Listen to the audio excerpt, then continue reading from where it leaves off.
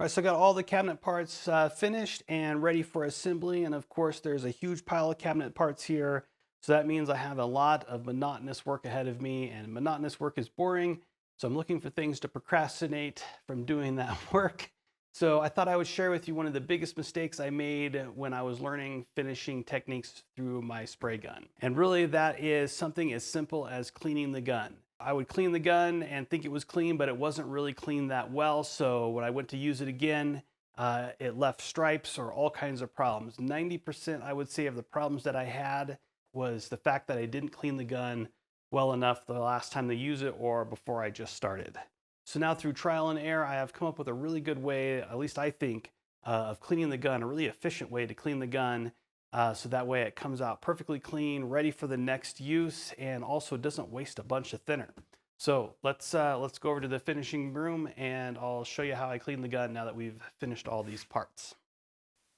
All right, so if they're still finishing the gun and I am going to come back for a second coat in about 30 minutes, I'm not going to break the whole gun down and clean it. I'm just going to clean the tip. So what I do is I take the air cap off and I throw it in a plastic container here of thinner and just let it soak while the finish dries. And I'll also take a little bit of that thinner and wipe it on the tip to clean off any residue off. And 90% of the time, that's good enough to keep the gun clean and serviceable for the second coat.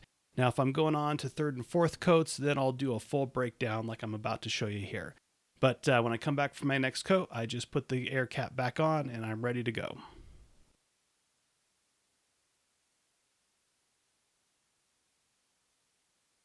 All right, so now that I'm done spraying, I'm going to pour out any leftover finish into a secondary container. I'm not going to pour it back into the can because that can contaminate the can because I've already put some retarder and thinner and maybe a catalyst depending on what finish I've done. And then I'm going to save this finish for tomorrow. Once my parts are dry and I have a chance to inspect them, any place that I need a touch-up, I will have a little bit of finish ready to go to do a touch-up. All right, I've already disconnected the air hose and I have that cup of thinner that I was soaking my air cap in earlier between coats. And since it's already dirty, I'm going to use that as my first wash. So I'm going to pour it into the lid and I'm going to clean the lid really well, just using my finger to work that thinner around, especially in the threads of the gun there. And I'm going to pour that thinner into the gun itself. Then I'm going to take a paper towel and I'm going to dip it down into that thinner and then I'm going to use that to wipe down the walls of the gun. I'm just going to work my way around, just wiping it down really well with that piece of paper towel. And then after I've done that, I'm going to go around the rim of the gun and scrub the threads. Any kind of junk that dries in the threads can end up in your gun, plugging it up and also make it harder to get the lid on. So I definitely take my time cleaning up the threads. So if you look down in there, this is the first rinse out. So there's a lot of residue that is mixed up with that thinner. All right, so now I'm going to hook up the air hose and I'm going to flush the gun. I'm basically going to spray that contaminated finish through the gun, flushing out the needle and cap set and the body of the gun basically.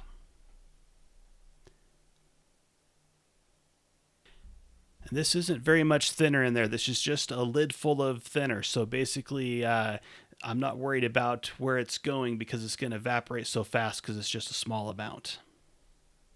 All right, so now we're going to flush the gun a second time, but this time instead of using the used thinner out of the plastic cup, I'm going to get some fresh, clean thinner, and I'm going to fill up my cap again, and I'm going to go through that same procedure.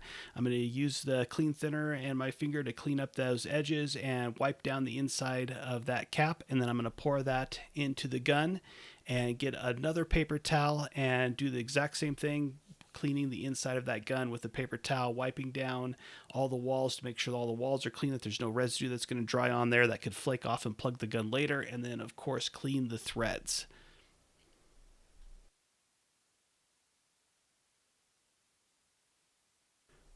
All right, so if you look down in the gun this time, that thinner is almost clear, so there's not a lot of residue left in the gun. We've done a really good job cleaning it out. So now I'm going to hook it back up and spray that finish through the gun, flushing the air cap and needle set again.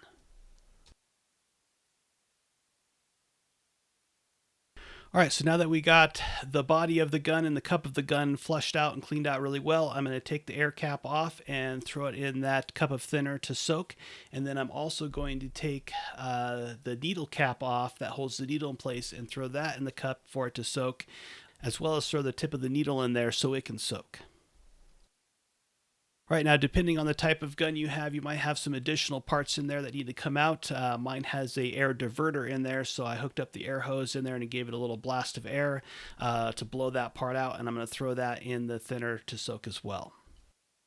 All right, one last thing to do to the gun body is I'm taking a little brush and scrubbing out the tip of the gun and through the cup of the gun. Both of those orifices, I'm giving them a good scrub. And then after I scrub them out, I'm going to take some clean thinner, just a lid full, and pour it through the gun just to give it one last rinse.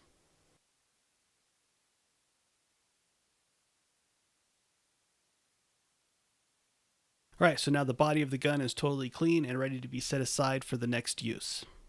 All right, so now I'm going to clean up all the little parts here, and I'm going to start out with the air diverter just to wipe off any kind of excess finish and thinner on that guy. And then to the right there, you'll see a ring with 2 needles on it, and those needles are specific to this air cap to clean the tips and the air cap. All right, so I fished the tip out of the thinner that holds the needle in place, and then I'm just using the cleaning needles to clean out that center hole. And then I'm pulling out the air cap, and the air cap has 3 holes on either side of the main hole where the needle pokes through, as well as 2 adjacent holes that divert the air and create the fan. And so I'm just going to use my cleaning needles set. I'm going to go through and poke each hole to make sure that there is no debris or obstructions in the holes, and then I'm going to throw that cap back into the thinner to soak overnight. And that way I'm ready to start spraying some finish the next day. Now, if it's going to be a week or more than just a day before I'm ready to finish again, then after that soaks for about an hour, just to make sure I have all the residue cleaned off of that air cap set and the needles, I'll pull them out of the thinner and just let them sit and dry, ready to go for the next time I use the gun. All right, our gun is all clean and ready to go for the next time we want to use it. And the last thing I'm going to do is lay out the paper towels that I use to wipe out the gun, so that way any kind of finish or thinner on there can evaporate safely and not worry about spontaneously combusting anything. Now, I realize this type of finish is not known to spontaneously combust like an oil varnish type finish is, but I think we are creatures of habit, and if we create good habits for ourselves, we are less likely to burn down our shops when we forget about things, because it'll be a habit to lay everything out when we are done. All right, there we go. We're all done cleaning, and basically we only used 3 lidfuls of thinner and 3 paper towels to clean our gun. So there's not a lot of waste, not a lot of cost, and it only took a few minutes to clean.